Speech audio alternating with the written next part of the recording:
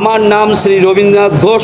আমি আমডাঙ্গা ব্লক তৃণমূল কংগ্রেসের working president. আপনি যেখানে যাবেন সেখানে দুর্নীতি, আবার আক্ষেপের কথা বলছেন, আপনারা কম জানেন। যেখানে যাবেন পাড়ায় ঘোটালা, গ্রামে ঘোটালা, রাজ্য জুড়ে ঘোটালা।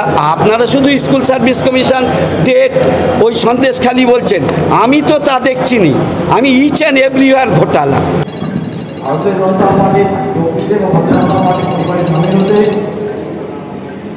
দীর্ঘদিনের কংগ্রেস এবং পরবর্তীকালে তৃণমূল কংগ্রেসের নেতৃত্ব দিয়েছেন।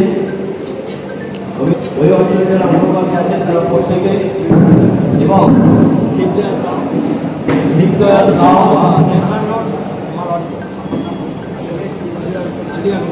আলী আকবর থেকে এবং বিভিন্ন সংখ্যালঘু সম্প্রদায়ের মানুষ আজকে ভারতীয় জনতা পার্টিতে ভোট দিচ্ছে।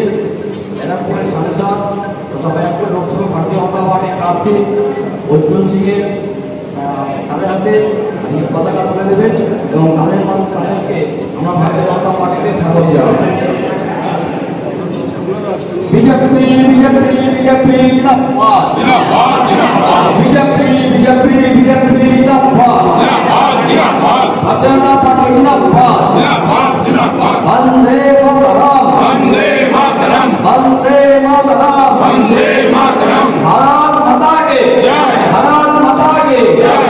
ব্লকে আর ওনার সঙ্গে 5 জন আরও জয়েন করেছেন।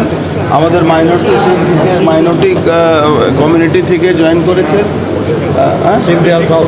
শিবদয়াল সাউ তো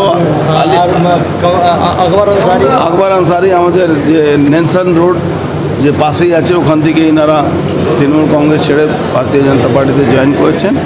আর রবিদা অনেক পুরনো নেতা, মানে আমডাঙ্গা এমন কোনো লোক নেই যে রবিদাকে চিনেন।